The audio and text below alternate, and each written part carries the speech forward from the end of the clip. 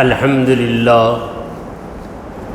لله نحمده ونستعينه ونستغفره ونؤمن به ونتوكل عليه ونعوذ بالله من شرور أنفسنا ومن سيئات أعمالنا من يهده الله فلا مضل له ومن يضلله فلا هادي له ونشهد أن لا إله إلا الله وحده لا شريك له ونشهد أن سيدنا ونبينا وشفيعنا وحبيبنا ومولانا محمدا عبده ورسوله صلى الله تعالى عليه وآله وصحبه وبارك وسلم. أما بعد فأعوذ بالله من الشيطان الرجيم.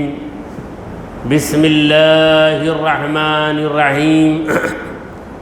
ألا إن أولياء الله لا خوف عليهم ولا هم يحزنون الذين آمنوا وكانوا يتقون. صدق الله مولانا العظيم. حاضرین محفل، السلام علیکم ورحمۃ اللہ وبرکاتہ. اللہ رب العزت جل مجدہ کی ہم پر بے پناہ مہربانی ہے کہ اس نے ہمیں آقائے نامدار احمد مختار مدنی تاجدار دونوں جہاں کے سردار حضرت محمد مصطفیٰ رسول خدا صلی اللہ تعالی علیہ وآلہ وسلم کی بابرکت امت میں پیدا فرمایا. حضرات محترم، 11ویں شریف کے بیانات کے سلسلے کا یہ پہلا بیان ہے اس مسجد میں. انشاءاللہ العزیز کل بھی ایک بیان ہوگا، پرسوں بھی ایک بیان ہوگا. بہرحال رب کا کرم ہے کہ آغاز اس ناچیز سے ہو رہا ہے. ہمارے غوث العظم کو اللہ تبارک و تعالی نے بے مثال ولی بنایا. ولیوں میں آپ کے جیسا کوئی نہیں، کیونکہ آپ ولیوں کے امام ہیں، ولیوں کے سلطان ہیں، ولیوں کے شہنشاہ، اور سارے اولیاء آپ کے پیچھے پیچھے. نبیوں میں کوئی محمد مصطفیٰ صلی اللہ علیہ وسلم کی برابری نہیں کر سکتا، سب حضور کے پیچھے. صحابہ میں کوئی ابو بکر صدیق کی برابری نہیں کر سکتا، سب حضرت ابو بکر صدیق رضی اللہ عنہ کے پیچھے ہے. اسی طرح ولیوں میں کوئی ہمارے غوث العظم کی برابری نہیں کر سکتا، اور کسی ولی کو غوث پاک کی برابری کا کبھی خیال بھی نہیں آتا، بلکہ ہر ولی غوث العظم کے قدموں کو اپنے سر کا تاج سمجھتا ہے.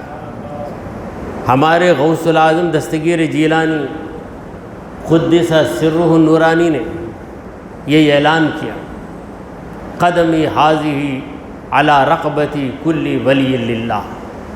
میرا یہ قدم ہر ولی کی گردن پر ہے. میرا یہ قدم ہر ولی کی گردن پر ہے. اس وقت جتنے اولیاء کرام تھے، تمام ولیوں نے اپنی گردنوں کو جھکایا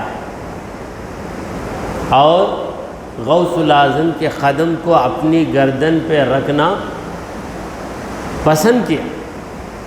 کسی نے ہٹ دھرمی نہیں کی. صرف ایک ولی کے بارے میں آتا ہے کہ انہیں ذرا گھمنڈ آ گیا، تکبر آ گیا. انہوں نے کہا کہ میرا اتنا بڑا درجہ ہے، میں کیوں ان کا قدم اپنی گردن پہ رکھوں. جب ایک گھمنڈ آیا تو اللہ تبارک و تعالیٰ کا ان پر ایسا عتاب ہوا کہ وہ ایک لڑکی کی محبت میں گرفتار ہوا. عورت اپنے حسن کے ساتھ جب آتی ہے تو اچھے اچھوں کے پیر پھسل جاتے، جسے خدا بچا لے وہی بچ جائے۔ تو وقت خراب تھا، غوث الاعظم کی بے ادبی جب ہوئی تو وقت خراب آ گیا۔ آخر جب انہوں نے کہا کہ غوث الاعظم کا پاؤں میں اپنی گردن پر نہیں رکھ سکتا، جب انہوں نے ایسا کہہ دیا تو غوث الاعظم نے کہا کہ اعلیٰ رقبتہ الخنزیر، اس کی گردن پر خنزیر کا قدم ہوگا، خنزیر برا جانور۔ تو یہ مبتلا ہو گئے، ایک عیسائی عورت کی محبت میں مبتلا ہو گئے۔ اور عشق ایسی چیز ہے کہ عشق غالب آتا ہے تو عقل مردہ بن جاتی ہے، عقل مردہ ہو جاتی۔ عشق میں نہ کوئی اپنی ماں کا خیال کرتا، نہ باپ کا خیال کرتا، نہ بہن کا، نہ بیوی کا، اپنی اچھی بیوی کو چھوڑ کر کسی کے پیچھے بھاگتا۔ کتنے مالدار ہیں جنہوں نے بس ایک عورت کے عشق میں اپنی جائیداد، اپنے باپ کی جائیداد کو لٹا لٹا کر بھکاری بن گئے، پھر بھی ان کی سمجھ میں نہیں آتا کہ وہ کیا کریں۔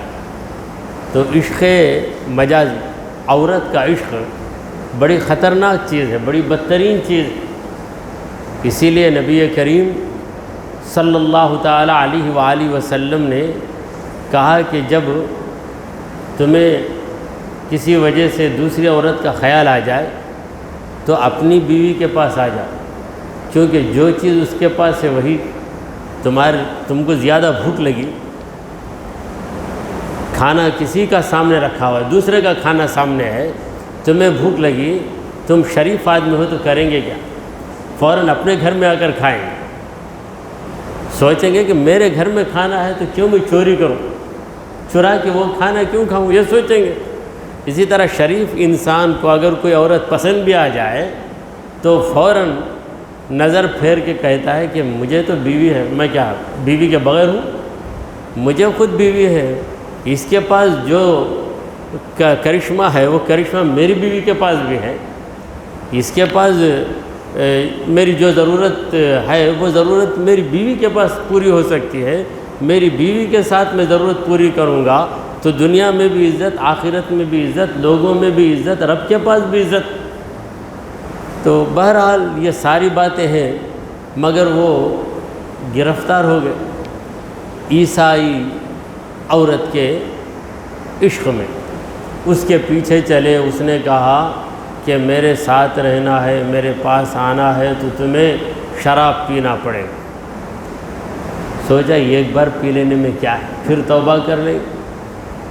شیطان تو بڑی بڑی ترکیبیں سکھاتا ہے۔ سو جانے فجر کے وقت جب آنکھ کھلتی ہے تو شیطان کہتا ہے سو جاؤ، بہت ٹائرڈ ہے، کل سے برابر پڑھ لیں گے، کل سے برابر پڑھیں گے۔ اس طریقے سے شیطان انسان کو بھولا بنا دیتا ہے۔ اگر آدمی چالاک رہا تو کہتا نہیں، یہ میرے دشمن کی طرف سے مجھے زہر پلایا جا رہا ہے، فوراً بستر پر سے کھڑا ہو جاتا، کھڑا ہو کے مسجد کو چلے گیا، یا جماعت کا وقت ہو گیا تو فوراً وضو کر کے گھر میں ہی نماز پڑھ لیا، تب شیطان ناکام ہو گیا۔ یہ جنگ تو چلتی ہی رہتی ہے۔ تو انہوں نے سوچا کہ بھائی یہ ایک بار شراب پینے میں کیا ہے، شراب پی، نشہ چڑھ گیا۔ اب نشے میں آدمی کی حالت کیا ہوتی ہے، اسے اپنی بیوی اور اپنے بہن کے درمیان فرق معلوم نہیں ہوتا۔ بیوی کے پیچھے جیسا بھاگے گا بہن کے پیچھے بھی جائے گا، ارے میں تیری بہن ہوں، اسے تو سمجھ میں نہیں آئے گا۔ نشہ ویسی بری چیز ہے، اسی لیے ہمارے نبی کریم صلی اللہ علیہ وسلم نے شراب کو ام الخبائث کہا۔ شراب کیا ہے؟ ام الخبائث، تمام گندگیوں کی جڑ۔ اکثر میاں بیوی میں جو جھگڑے ہوتے ہیں اس کی بنیادی وجہ بھی یہی ہوتی ہے کہ شوہر پیوٹ ہوتا ہے۔ اب بیوی تنگ آ جاتی ہے اس سے، کماتا بھی ہے، محبت بھی ہے، سب کچھ ہے، جب شراب پی کر نشے میں آ جاتا ہے تو انسان نہیں بلکہ جانور ہو جاتا ہے۔ تو شراب وہ صاحب جو بزرگ بھی تھے، ولایت کے درجے پہ فائز بھی ہو گئے تھے، مگر تکبر جب آتا ہے تو آدمی، بڑے سے بڑا آدمی بھی ختم ہو جاتا. تکبر اتنی بری چیز. تو حوالے ہو گئے. اب اس نے ڈیوٹی دے دی کہ میرے اتنے سور وہاں پر ہیں، انہیں اٹھا کر یہاں لانا. کیسے لے کر آنا؟ اٹھا کر گردن پہ رکھ کے لے آنا. تو علی رقبتہ الخنزیر، جس کی گردن پہ میرا قدم نہ آئے اس کی گردن پہ خنزیر کا قدم آئے. آ گیا خنزیر کا قدم. خنزیر کا قدم لے کر آئے. کئی دن اسی حالت میں رہے. ان کے مریدین تھے، وہ بزرگ ہیں، ان کے مریدین سب الگ ہو گئے. ارے بھائی یہ ایک عورت پہ عاشق ہو گیا اور شرابی بھی بن گیا، برے جانور کو گردن پہ رکھ کر لا کے وہ عورت کے حکم کی تعمیل کر رہا ہے، اس کے ساتھ کون رہیں گے؟ سب ہٹ گئے.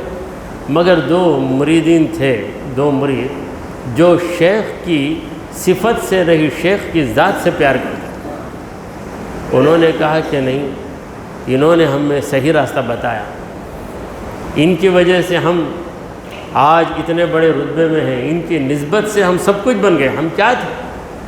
مرید ہوتا کیا ہے؟ کچھ نہیں ہوتا. شیخ کی نسبت سے بہت کچھ ہو جاتا ہے. تو سوچ کے کہا کہ نہیں، اچھے وقت ہم ان کے ساتھ رہے، برے وقت میں ہم ساتھ نہیں چھوڑیں گے. کہا کیوں ایسا ہوا؟ انہوں نے پتہ لگایا.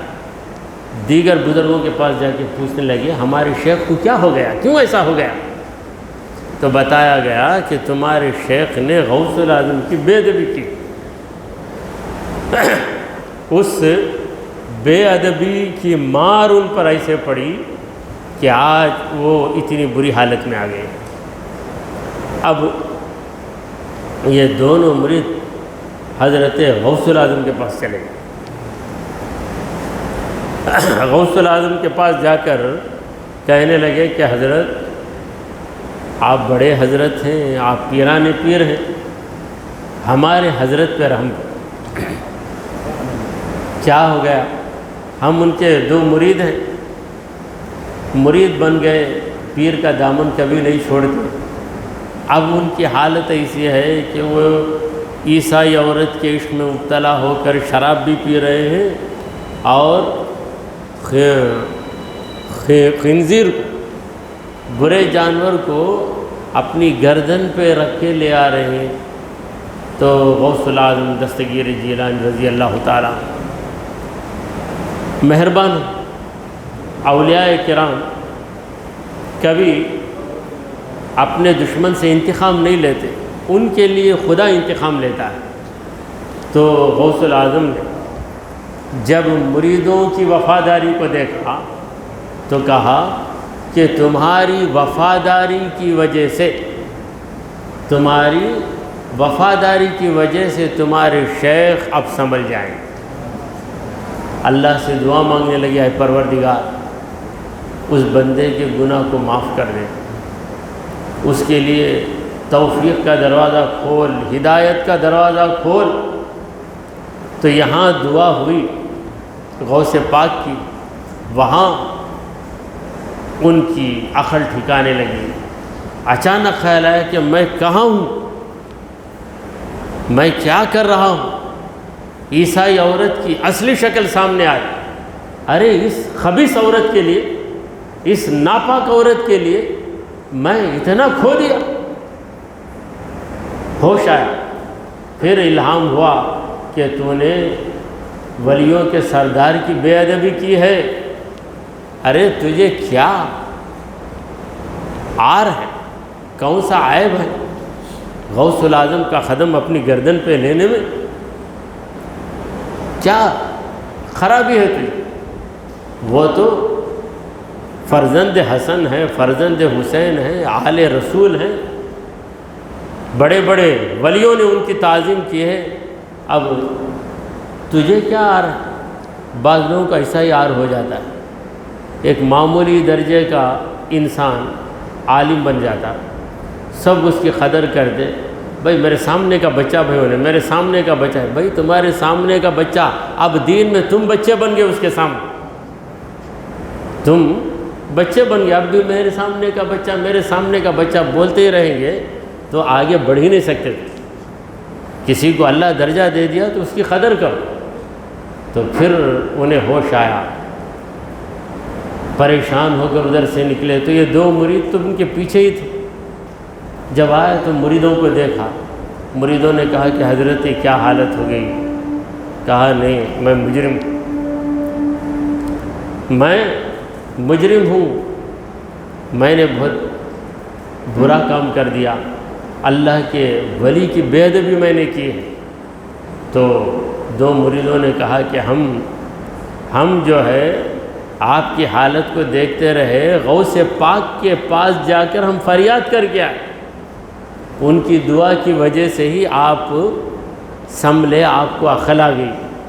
کہا اب یہ دوسرا کام تم دونوں کو کرنا ہے. تم میرے وفادار مرید ہو، میرے لیے تم نے استقامت کو اختیار کیا. میرے ہزاروں مرید مجھ سے الگ ہو گئے لیکن تم 2 مجھ سے جدا نہیں. میری دعا تمہارے ساتھ ہے. اتنا کرو کہ اس مجرم کو میں اپنا سر مڈا لوں گا، پھر میرے چہرے پہ کالک لگاؤ، مجھے پکڑ کے لے جاؤ جس طرح کسی مجرم کو لے کے جائے، اس طرح لے جاؤ، کیونکہ تمہیں تو غوث پاک کے دربار کا پتہ ہے، وہاں لے کے جاؤ. میں وہاں جاؤں گا اور غوث الاعظم کی زبان مبارک سے میں سنوں گا کہ میں نے تجھے معاف کر دیا. جب تک یہ بات نہیں ہو جاتی مجھے تسلی نہیں ہوگی، میرے دل کو قرار نہیں آیا. تو مریدوں نے حکم کی تعمیل کی. ویسے ہی مجرم کی شکل میں پہنچے، سر کو جھکاتے ہوئے اور اپنے چہرے پہ کالک لگا کر گئے. تو غوث الاعظم نے دیکھا تو فوراً سینے سے لگا لیا، کیونکہ آخر تھے ولی، پھر ولی بن گئے، بیچ میں ایک گرہن لگ گیا. تو اسی لیے کہتے ہیں کہ تمہارا درجہ کتنا بھی بلند ہو جائے، جو تم سے بڑا ہے اس کی بے ادبی مت کرو. کسی صحابی کی بے ادبی نہ کرو، کسی امام کی، امام ابو حنیفہ، امام شافعی، یہ جو 4 امام ہیں ان کی بے ادبی نہ کرو. اولیاء کرام کی کبھی بے ادبی نہ کرو. اپنے دین پر یا اپنے علم پہ ناز کر ان بزرگوں کی بے ادبی نہ کرو. ایسی مار پڑے گی، ایسی لت لگے گی کہ تم کہیں کے نہیں رہو. یہ تو غوث الاعظم کی بے ادبی کرنے والے کی حالت تھی. پھر اللہ نے انہیں توفیق دے دی، آنکھ کھل گئی. دوسری طرف ہمارے خواجہ غریب نواز، یہ بھی غوث الاعظم کے زمانے کے بزرگ ہیں. خراسان میں جا رہے تھے، یہ غوث الاعظم کی آواز خواجہ غریب نواز کے کانوں میں بھی آئی. خواجہ غریب نواز تو عاجزی کا پیکر تھے، رگ رگ میں خون کے خطرے میں عاجزی تھی. تو جب غوث الاعظم کا یہ اعلان سنا کہ میرا قدم ہر ولی کی گردن پر ہے، تب خواجہ غریب نواز نے اپنے سر کو جھکایا. اتنا جھکا دیا کہ زمین کے قریب ہو گئے. پھر کہنے لگے بل علی الراس والعین یا سیدی، اے میرے آقا، آپ کا قدم میری گردن پہ ہو، کیا میں اس لائق ہوں؟ میرے سر پہ آپ کا قدم. بل علی الراس والعین، میری آنکھوں میں آپ کا قدم ہے. تو اس ادب کا، یعنی غوث الاعظم کا جو ادب خواجہ غریب نواز نے کیا، اس کا انعام انہیں یہ ملا کہ وہ اولیاء ہند کے سردار بن گئے۔ تو خواجہ غریب نواز ہندوستان میں ایسے ولی ہیں کہ آپ کے برابر کوئی ولی نہیں۔ سارے اولیاء حضرت خواجہ غریب نواز رحمۃ اللہ علیہ کے پیچھے، مگر انہیں اتنا بڑا مقام کیوں ملا؟ ان کی نیکیاں، ان کے کمالات، یہ ساری چیزیں مسلم ہیں۔ غوث الاعظم کا ادب، غوث الاعظم کا احترام، جب غوث الاعظم نے اعلان کیا تو انکار تو ایک طرف، سراپا اقرار بن گئے، اور اس قدم مبارک کو اپنے سر پہ رکھ لیا، گردن میں رکھنے کو بے ادبی محسوس کیا۔ تو بہرحال ہمارے غوث الاعظم دستگیر جیلانی رضی اللہ تعالیٰ عنہ ایسے ولی ہیں کہ ان کا ہم پلہ، ان کی برابری والا کوئی ولی نہیں ہے۔ اسی لیے ایک بزرگ نے کہا کہ غوث الاعظم درمیان اولیاء چوں محمد درمیان انبیاء، جس طرح نبیوں کے درمیان حضرت محمد مصطفیٰ صلی اللہ تعالیٰ علیہ وآلہ وسلم ہیں، اسی طرح ولیوں کے درمیان حضرت غوث الاعظم دستگیر جیلانی رضی اللہ تعالیٰ عنہ۔ حضرت غوث پاک کی کرامتیں بچپن ہی سے مشہور ہیں، بچپن ہی سے اللہ تبارک و تعالیٰ نے آپ کو صاحب کرامت بنا دیا۔ پیدا ہوئے پہلا دن روزہ رکھ لیا، رمضان کی چاند رات کو پیدائش ہوئی، دوسرے دن روزہ رکھ لیا۔ آپ کی والدہ کہتی ہیں کہ میرا بیٹا صبح صادق کے بعد دودھ نہیں پیتا رمضان میں، یہاں تک کہ مغرب کا وقت آتا ہے تب ہی دودھ پیتا ہے۔ اگر دن میں میں دودھ پلانے کی کوشش بھی کروں تو میرا بچہ چہرہ پھیر لیتا ہے، بالکل نہیں پیتا اور روتا بھی نہیں، بالکل صبر و تحمل کے ساتھ رہتا ہے۔ جب افطار کا وقت آتا ہے تب جا کر آواز نکالتا ہے، تو میں سمجھ گئی کہ اب سورج غروب ہو گیا۔ کسی اذان کی آواز کی ضرورت نہیں ہے، کسی الارم کی ضرورت نہیں ہے، غوث الاعظم خود اپنی ماں کو بتا دیتے ہیں کہ اب روزے کا وقت ختم ہو گیا۔ تو ایسے صاحب کرامت ولی کہ جب سے پیدا ہوئے اللہ تبارک و تعالیٰ نے آپ کو کرامتوں سے سرفراز کر دیا۔ حضرات محترم، قرآن مجید کی جس آیت کریمہ کی میں نے تلاوت کی ہے، اس میں اللہ تبارک و تعالیٰ اپنے ولیوں کے دو اوصاف بیان کر رہا ہے۔ اب ولیوں کی دو خصلتیں، پہلی خصلت یہ ہے کہ انہیں ڈر نہیں ہوتا، دوسری خصلت یہ ہے کہ انہیں غم نہیں ہوتا۔ لا خوف علیہم ولا هم یحزنون، نہ انہیں کسی بات کا خوف ہوتا ہے اور نہ ہی وہ رنجیدہ ہوتے۔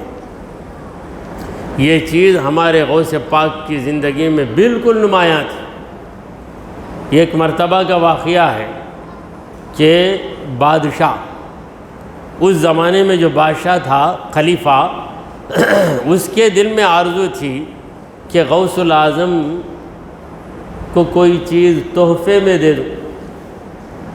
بادشاہ کو خواہش، بادشاہ ہے سب کا مگر غلام ہے غوث الاعظم کا۔ آخر کوشش کر کے ایک دن پہنچ گیا، غوث پاک کے سامنے بیٹھ گیا، کچھ بات چیت ہوئی، آخر کہا کہ حضرت یہ میں تحفہ لایا ہوں، آپ اسے قبول کر لیجئے۔ کون بول رہا ہے؟ بادشاہ۔ اور غوث الاعظم بادشاہ نہیں، بادشاہ کے وزیر بھی نہیں، ایک عام انسان ہے مگر اللہ کے ولی۔ اللہ کا ولی عام انسان ہی رہتا ہے، عام رہنے کے باوجود خدا اسے خاص بنا دیتا ہے، ایسا خاص بنا دیتا ہے کہ دنیا کے بڑے بڑے لوگ وہاں کے جھک جاتے ہیں۔ تو بادشاہ نے کہا کہ یہ تحفہ آپ قبول کر لیجئے۔ کیا فرمایا؟ کیا ہے اس میں اشرفیاں، یہ تھیلی اشرفیوں سے بھری ہوئی ہے، سونے کے سکے ہیں اس میں۔ تو غوث العظم اس تھیلی کو لے کر، تھیلی میں اشرفیاں، تھیلی بالکل پیک ہو کر بند کی ہوئی ہے، لے کر اس کو نچوڑتے ہیں تو خون ٹپکتا ہے اس میں۔ کہا اے بادشاہ، لوگوں کا خون چوس کر اشرفیاں بنا کر مجھے دینے آیا ہے کیا تو؟ یہ اشرفیاں کہاں سے ملی؟ محنت کر کے کمایا؟ نہیں، ٹیکس لے کے۔ کوئی غریب 1000 روپے کماتا ہے تو 800 اس سے لے لیتا تو، کوئی 500 کماتا تو 400 اس سے لے لیتا تو، کوئی کرے محنت مزدوری، پیسے تو ٹیکس کے نام پر لے کر اتنی دولت تو جمع کر کے مجھے دینے کے لیے آیا ہے۔ یہ لوگوں کا خون ہے، یہ خون مجھے دینے آیا ہے، شرم نہیں آتی؟ تو بادشاہ کام گیا، حیرت ہو گئی۔ لایا تو تھا سونے کی اشرفی، اسے اگر نچوڑیں گے تو پہلے نچوڑنے ہی نہیں ہوگا، اس کو نچوڑ رہے ہیں اور اس میں سے خون کی باز بھی آ رہی۔ پریشان ہو گیا بادشاہ، کہا چلے جا، یہ گندی چیز دینے آیا میرے پاس، کیا جلال ہے ہمارے غوث پاک کا۔ بادشاہ کانپ رہا ہے، ارے فوج ہے اس کی، سپاہی ہیں اس کے، حکومت ہے، تخت ہے، سب کچھ ہے، مگر یہاں یہ غلام کی طرح بیٹھ کے کانپ رہا ہے۔ کہا لے کے جاؤ، دیکھو میں خدا سے ڈرتا ہوں اور تم کو بھی ایک نسبت ہے، تم میرے نبی کے چچا حضرت عباس کی اولاد ہو، عباسی خلیفہ ہو، اسی لیے میں تمہیں جانے کی اجازت دیتا ہوں، جاؤ، ورنہ ایسی آگ لگاتا ہے کہ تمہارا پورا محل جل جاتا، ایسی آگ لگا دیتا کہ سارا محل جل کر تمہارا راکھ بن جاتا، جاؤ توبہ کرو۔ تو یہ وقار، یہ دبدبہ تھا ہمارے غوث العظم۔ ایک بار بادشاہ نے ایسے آدمی کو قاضی بنا دیا جو رشوت خور تھا، رشوت لینا، جسے یہاں کی زبان میں لنجم کہتے ہیں، رشوت خور، رشوت لیتا اور ظالم کی طرفداری میں فیصلہ کرتا، مظلوموں کو اور زیادہ ستاتا۔ لوگ اس کے پاس جانے ہی سے ڈرتے کہ اس کے پاس جائیں گے تو انصاف نہیں، اس کے پاس جا کر ہاتھ صاف کرنا، انصاف نہیں ملے گا۔ مگر وہ ہے، کیا کرے، کیسے اس سے نجات حاصل کرے؟ آخر کسی نے کہا کہ غوث العظم بڑے حق گو ہیں، صحیح بات بول دیتے ہیں، ذرا ان کے پاس جا کر تم گزارش کر دو۔ تو کئی لوگ ملے، ایک ٹیم تیار ہوئی، ایک جماعت غوث پاک کے پاس گئے، جا کر عرض کرنے لگے کہ حضرت ہم اس قاضی سے تنگ آ گئے، یہ قاضی صحیح فیصلہ نہیں کرتا، شریعت کے خلاف فیصلہ کرتا ہے، جو اسے پیسے دے دیا اس کی ہی بات کرتا ہے، صحیح کیا غلط کیا کبھی غور نہیں کرتا۔ ایسا قاضی ہم پر مقرر ہے، ہم تنگ آ گئے۔ تو غوث پاک نے کہا کہ اسے قاضی بنایا کس نے؟ بادشاہ نے قاضی بنا دیا، اگر ہم بناتے تو ہٹا دیتے، بادشاہ بنایا، اگر اس کے خلاف ہم چوں بھی کریں، ہلکی سی آواز بھی نکال دیں تو سرکاری پولیس آ کے ہم کو گرفتار کر لے گی۔ تو حضرت غوث العظم نے کہا کہ ٹھہرو، میں اس کا راستہ نکالتا، جمعہ تک انتظار کر لوں، کیونکہ میں بادشاہ کے پاس جانے والا نہیں۔ غوث پاک بادشاہ کے دربار میں جا کر اس سے بات کرنا یہ پسند نہیں کرتے۔ جمعہ کا دن غوث پاک جس مسجد میں جمعہ کی نماز پڑھاتے اور بیان کرتے، منبر پہ خطبہ دیتے، اور اس زمانے میں تو آج کی طرح نیچے ایک اردو میں خطبہ عربی میں خطبہ تو نہیں تھا۔ اب یہاں پر زبان کا مسئلہ ہے، عربی میں اگر خطبہ دیتے ہیں ہم تو لوگ نہیں سمجھتے، اس لیے نصیحت کے لیے نیچے کھڑے ہو کے اردو میں بیان کرتے، پھر منبر پہ جو کرتے وہی اصلی خطبہ ہے۔ نیچے جو کرتے ہیں وہ مسنون خطبہ نہیں، بس وہ جس طرح اب بیان ہو رہا ہے ویسا وہ بھی ایک بیان۔ تو غوث پاک کے زمانے میں وہ نہیں تھا، اب بھی نہیں ہے۔ بغداد کی جامع مسجد میں اب بھی منبر پہ ہی خطبہ ہوتا ہے، نیچے نہیں ہوتا۔ کیوں؟ یہاں پر منبر پہ عربی میں خطبہ دینا سنت ہے، اگر عربی میں ہم لوگوں کو نصیحت کریں گے تو لوگ نہیں سمجھیں گے، اس لیے خطبے میں جو کہنا ہے اس کا خلاصہ ہم منبر کے قریب کھڑے ہو کے بیان کر دیتے ہیں۔ تو غوث العظم جمعہ کے لیے تیار ہو کے نکلے، منبر پہ بیٹھے، اذان ہوئی، خطبہ شروع کیا۔ اب یہ جو بادشاہ تھا اس زمانے میں وہ پہلی صف میں آ کر بیٹھتا تھا، وہ امامت نہیں کرتا تھا، غوث پاک کی اقتداء میں نماز پڑھ کے جاتا تھا، کیونکہ بادشاہ اپنی جگہ بادشاہ ہے مگر غوث پاک کی طرح عالم دین تو نہیں ہے۔ آیا، بیٹھا، بیان شروع کیا، بیان شروع کر کے بیان کرتے کرتے غوث العظم نے کہا کہ اے امیر المومنین، اے خلیفہ، تیرے بارے میں شکایت مجھے پہنچی ہے کہ تو کیا کیا؟ یہ کہ غلط انسان کو قاضی بنا دیا تھا، یہ کہ غلط انسان کو تو قاضی بنایا ہے۔ اللہ سے ڈر اور اس قاضی کو فوراً ہٹا، اگر نہیں ہٹائے گا تو تجھ پر عذاب آئے گا اور قیامت کے دن تو پکڑا جائے گا۔ کہہ دیا۔ جمعہ کے بعد وہ بادشاہ اپنے محل کو جانے کے پہلے پوچھا لوگوں سے کہ اتنی بڑی بات شیخ عبد القادر جیلانی کہہ رہے، ان کی بات تو غلط نہیں ہوتی، بولو کہاں ہے وہ؟ بلایا قاضی کو، پوچھ تاچھ کر کے فوراً اس کو ہٹا دیا، ہٹا کر دوسرے کو قاضی مقرر کیا۔ تب لوگوں نے کہا کہ واقعی دلیر ہو تو غوث العظم جیسا بادشاہ کو سدھارنے کا ایسا طریقہ اپنایا کہ ساری پبلک کو بھی معلوم ہو گیا، سب لوگوں کو پتہ چل گیا کہ غلط آدمی قاضی بنا ہے، اور بادشاہ کے دل پہ غوث اعظم کی نصیحت کا ایسا اثر ہوا کہ وہ مسجد سے نکل کر گیا، کارروائی کرنے کے بعد ہی دم لیا۔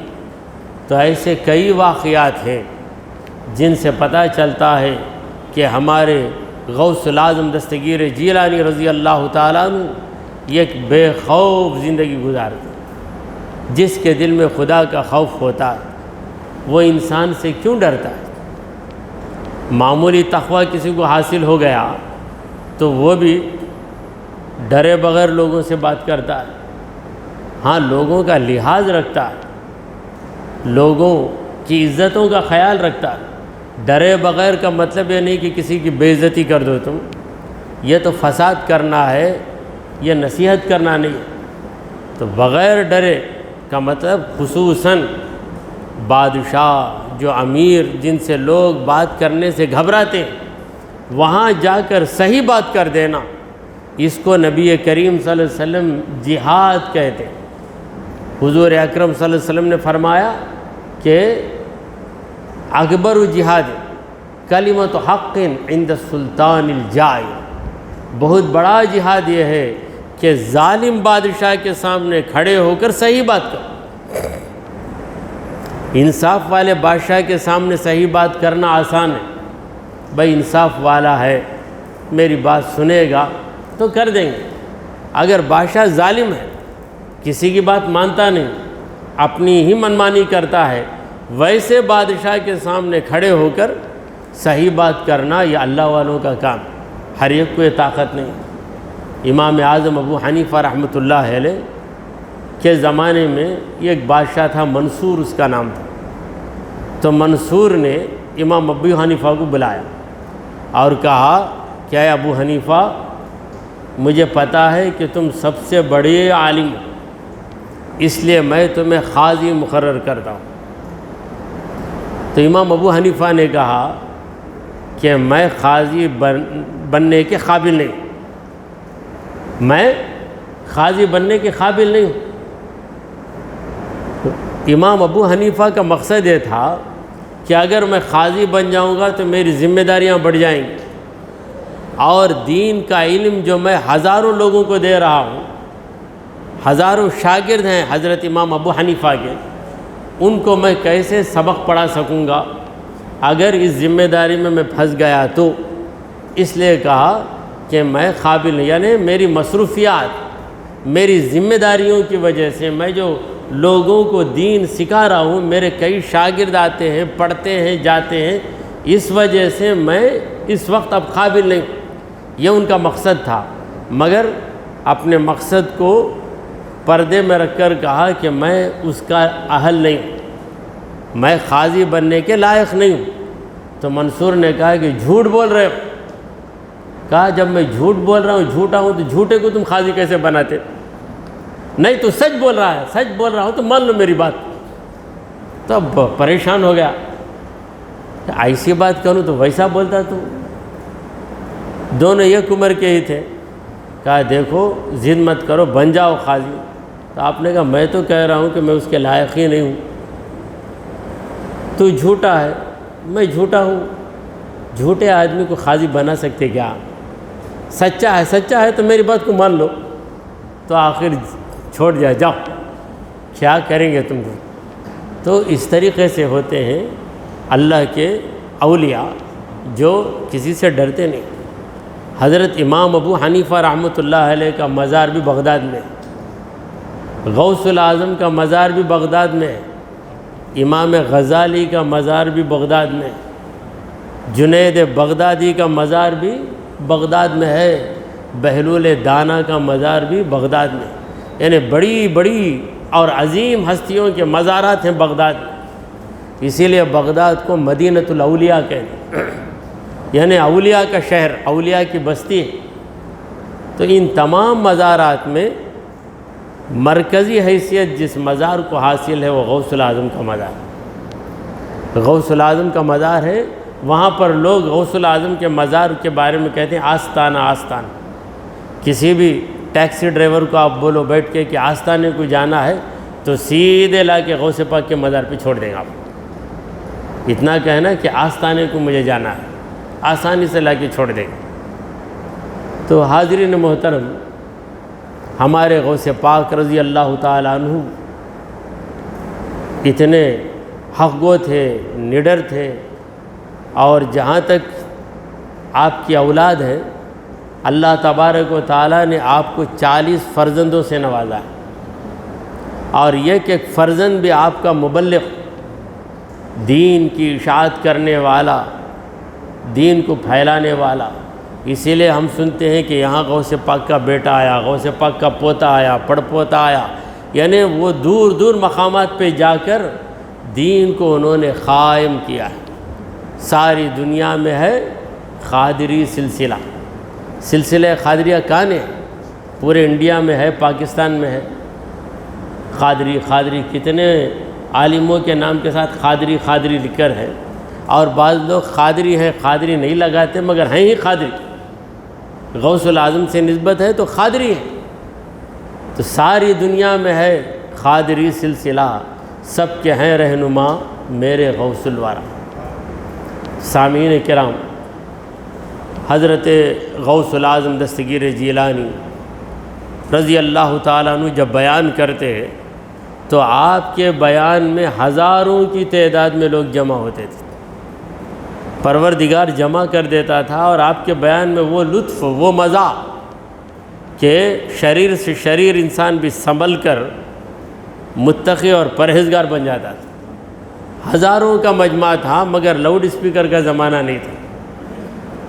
لاؤڈ اسپیکر اس زمانے میں نہیں تھا، مگر غوث پاک کی آواز میں اللہ نے کرامت رکھی تھی کہ پہلی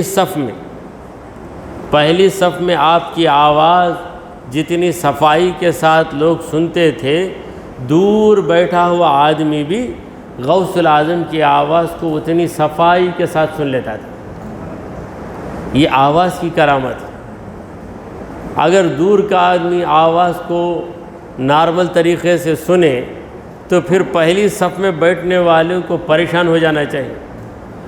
یہ کوئی چیخ کر بولے تو دور والا سنے گا، سامنے والا پریشان ہو جائے گا۔ بعض مقرروں کی آوازوں سے لوگ پریشان ہو جاتے ہیں، کیا حضرت اتنا چیختے نا، کیا ہونا ان کی حالت، بیان میں دم نکل جائے گا کیا ان کا؟ اتنا چیختے، اتنا چلاتے، چیخنے کی وجہ سے آواز اتنا دب جاتی کہ الفاظ ہی سمجھ میں نہیں آتے۔ تو یہ حالت بھی ہوتی ہے، مگر غوث پاک کی آواز بالکل نارمل، سامنے والا پہلی صف میں جس کمیت جس مقدار کے ساتھ آواز سنتا، دور بیٹھا ہوا آدمی بھی اتنی ہی مقدار میں آواز سنتا۔ ایک بار غوث پاک بیٹھے ہوئے تھے، بہت بڑا مجمع تھا، تقریر شروع ہو رہی ہے، آپ کو چھینک آ گئی، ہمارے غوث پاک کو چھینک آئی۔ جب چھینک آئے تو الحمدللہ کہنا سنت۔ الحمدللہ کب کہتے ہیں ہم؟ جب اللہ کا شکر ادا کرتے ہیں۔ یہ جو چھینک آتی ہے، چھینک آ کر جو ہم بچ جاتے ہیں، یہ خدا کی بہت بڑی مہربانی ہے۔ آج ڈاکٹروں نے تحقیق کر کے بتایا کہ چھینک کے وقت آدمی کی آنکھوں کی رگوں کی یہ حالت ہوتی ہے کہ ذرا فرق آئے تو آدمی اندھا بن جائے گا، صرف ایک چھینک پر۔ مگر چھینک آتی ہے اور وہ رگیں برابر سکڑ کر اصلی حالت میں آ جاتی ہیں، یہ خدا کا کرم ہے۔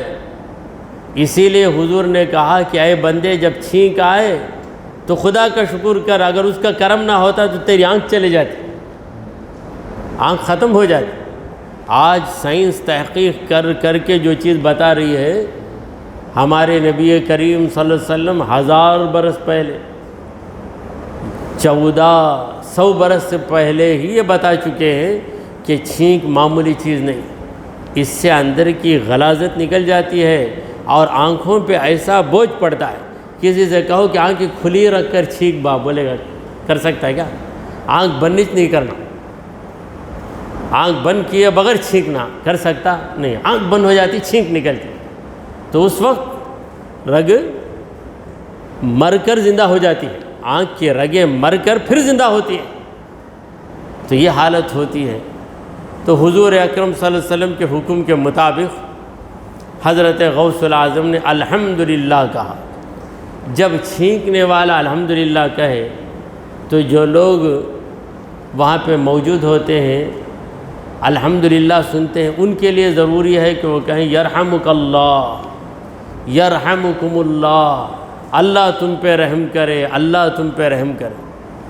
اور پھر اس کے بعد چھینکنے والا کہے گا یصلح اللہ یہدیکم اللہ ویصلح بالکم، اللہ تمہیں ہدایت دے اور تمہاری حالت کو اللہ صحیح بنا دے۔ یہ ہے مسنون طریقہ۔ ہمارے حضور صلی اللہ علیہ وسلم نے کیا کیا ہمیں سکھایا۔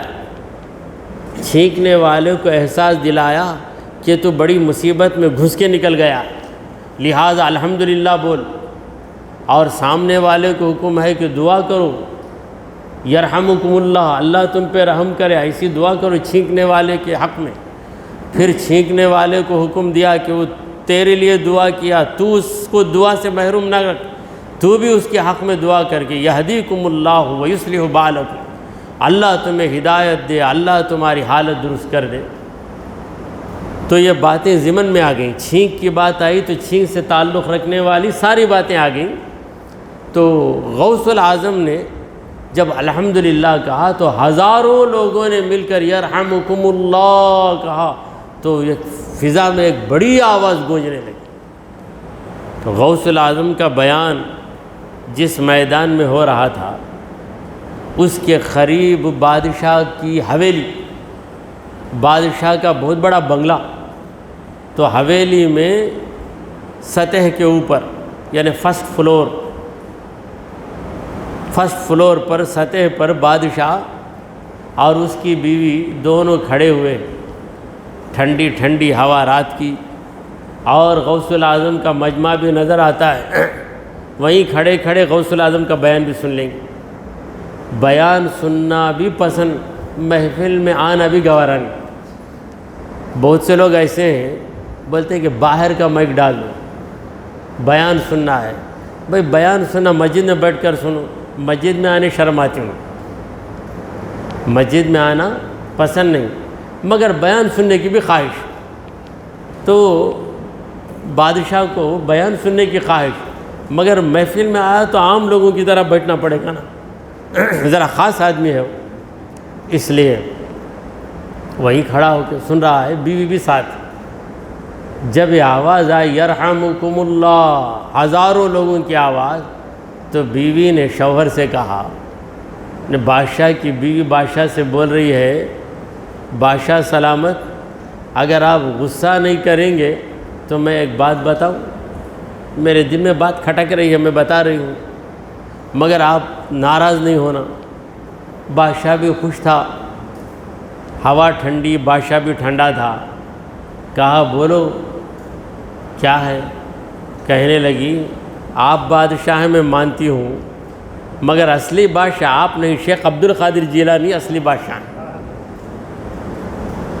نے کہا یہ کیسے تم بول رہی ہو؟ اس لیے کہ تم چھینک کر الحمدللہ کہو تو میرے سوا کوئی یرحمک اللہ بولنے والا نہیں۔ اگر دربار میں بیٹھ کر بھی بولو تو 4-5 درباری بولیں گے، بولے بغیر بھی رہ جائیں گے، مگر یہ کیسے بادشاہ دیکھیں کہ ہزاروں لوگ ان کے لیے دعا کر رہے ہیں یرحمکم اللہ، ہزاروں کے دلوں میں محبت ہے۔ اگر آپ کو کوئی اذیت دینے آ جائے تو آپ کے سپاہی جائیں گے، لڑیں گے، سامنے والا غالب آ جائے گا تو پھر آپ کو چھوڑ کے اس سے مل جائیں گے۔ تمہارے سپاہی تم سے زیادہ طاقت والے بادشاہ کو دیکھیں گے تو وہاں جا کے گھس جائیں گے۔ سیاسی لوگ ویسے ہی ہوتے ہیں نا، جدھر چکنا ہوتا ہے ادھر ان کا جھکنا ہوتا ہے، جدھر چکنا ادھر جھکنا۔ مگر غوث الاعظم کے مریدین ویسے نہیں، مر جائیں گے غوث الاعظم کا دامن نہیں چھوڑیں گے۔ بتاؤ تم بادشاہ ہو یا وہ بادشاہ ہے؟ تو بادشاہ نے کہا کہ میری بیوی تو جو بول رہی ہے وہ بالکل صحیح ہے، میں بھی مانتا ہوں۔ اس زمانے میں بادشاہ بھی بڑے ادب والے تھے، اسی لیے ان کی بادشاہت قائم تھی۔ مغلیہ سلطنت کے بڑے بڑے بادشاہ، جہانگیر، شاہ جہان، یہ سب کیا تھے؟ خواجہ غریب نواز کی تعظیم کرنے والے تھے۔ ان کے دربار پہ آ کے دیگ چڑھانے والے، آج بھی ان کے دیگ ہیں، اتنی تعظیم کرتے تھے وہ، اولیاء کی دعائیں بھی انہیں مل جاتی تھی، تو اس وجہ سے ان کی سلطنت باقی رہتی تھی۔ یہ جو محمود غزنوی ہے، کئی بار یہ آیا دشمنوں کے مقام پر، ہر بار اللہ تعالیٰ اسے غلبہ دیتا تھا، مگر یہ محمود غزنوی کس کی دعائیں لے کر آتا تھا؟ ابو الحسن خرقانی کی، ابو الحسن خرقانی کی دعائیں لے کے آتا تھا۔ اور اس زمانے میں لوگ اولیاء کو آزماتے بھی تھے۔ آج اس وقت علم زیادہ ہو گیا، تقوی کم ہے، علماء زیادہ ہیں، اولیاء کم ہیں۔ علماء کی تعداد تو اتنی زیادہ ہے کہ ہر جگہ کوئی نہ کوئی عالم نظر آتا، مگر ولی ہے کیا؟ ولی سے دنیا خالی نہیں ہے، مگر اولیاء بہت کم ہو گئے۔ تو ابو الحسن خرقانی کے دربار میں محمود غزنوی عورتوں کو، چند عورتوں کو مردانہ لباس پہنا کر ایسا تیار کرتا ہے کہ کوئی پہچان ہی نہیں سکتا کہ مرد یہ عورتیں، ایسی چند عورتوں کو بھیج دیا۔ بادشاہ تھا، سب کچھ کر سکتا تھا۔ ابو الحسن خرقانی کے سامنے آ کر وہ لوگ بیٹھ گئے مردوں کی طرح، نے آپ نے کہا کہ یہ جو آئے ہیں نامحرم عورتیں، نامحرم عورتیں یہاں کیوں آ گئی؟ تو ساری عورتیں کانپ گئی، کوئی نہیں پہچانا۔ پورا راستہ طے کر کے آئے بیٹھے، مگر حضرت نے دیکھ کر کہا نامحرم عورتیں یہاں کیوں آئی تم لوگ، چلے گئے۔ اسی طرح ایک بزرگ تھے احمد کبیر رفاعی رحمۃ اللہ، غوث الاعظم کا بیان ہے، غوث الاعظم کے بیان میں کسی بھی ولی کے بارے میں بولو تو غوث الاعظم ناراض نہیں ہوئیں، کیونکہ سب ان کے چاہنے والے۔ احمد کبیر رفاعی رحمۃ اللہ علیہ یہ تعویذ لکھتے تھے، کیسے؟ کاغذ یا تگڑ پر پین سے قلم سے نہیں لکھیں گے، انگلی سے لکھ کر دے دیں گے، انگلی سے لکھ کر دے دیں گے، کچھ بھی نظر نہیں آئے گا، انگلی سے لکھ کر دے دیں گے، لوگ جاتے تھے شفا ہو جاتے۔ یہ ایک شخص کے دل میں خیال آیا، کیا ہے انگلی میں لکھ کے دے دیں، تو ایک بار کیا کیا، ایک تگڑ اٹھا کے جیب میں رکھ لیا، آ کر حضرت کے پاس آیا کہ حضرت آپ یہ جو لکھ کر دیے ہیں اس کے اندر کیا لکھے ذرا بتائیے مجھے۔ بتایا، ارے میں اس میں لکھا نہیں نا بابو، بولے نہیں لکھے، کیا تو لے کر آیا ہے، میں کہاں لکھا؟ اچھا ٹھیک ہے۔ اور ایک تگڑ لے کے آیا جو حضرت لکھے تھے، کسی سے جا کر پوچھ کر حضرت جو لکھ کر دے وہ لے کر آؤ، وہ لا کر بتا کر اس میں کیا لکھ کر ہے بولیے۔ تو دیکھ کر جو لکھا تھا وہ پڑھے، حیران ہو گیا، آپ انگلی میں لکھ کر دے دیے، کچھ بھی نہیں، انگلی اگر میں انگلی میں کچھ لکھ دوں، لکھ کر پھر 10 دن کے بعد آ کر آپ کوئی دوسرا گلاس لا کر بولیے میں اس گلاس پہ لکھ دیا انگلی سے، 10 دن کے بعد آپ دوسرا گلاس لا کر بولتے ہیں یہی گلاس تھا جس پر آپ لکھے تھے، کیا لکھے تھے بولو، تو میں بولوں گا کہ کیا ہے، اس وقت کچھ پھرایا تھا میں، مگر وہ ہم جیسے نہیں تھے، وہ تو اللہ والے تھے۔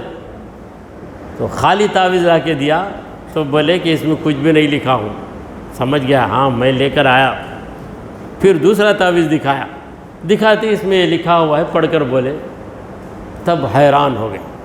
تو یہ عام اولیاء کی حالت ہے، تو غوث الاعظم کا عالم کیا ہو؟ غوث الاعظم کی کرامتوں کو کون سمجھ سکتا ہے؟ اللہ تبارک و تعالیٰ سے دعا ہے کہ اے پروردگار، ہم نے جو کچھ کہا اور سنا اسے قبول فرما لے۔ اے رب کائنات، ہمیں غوث الاعظم کے فیضان سے مالا مال فرما۔ اے اللہ، ہمیں دنیا میں بھلائی عطا فرما، آخرت میں بھلائی عطا فرما۔ اے رب العالمین، تو ہم سے راضی ہو جا۔ وصلی اللہ تعالی علی خیر خلقہ سیدنا و مولانا محمد وعلی آلہ واصحابہ اجمعین۔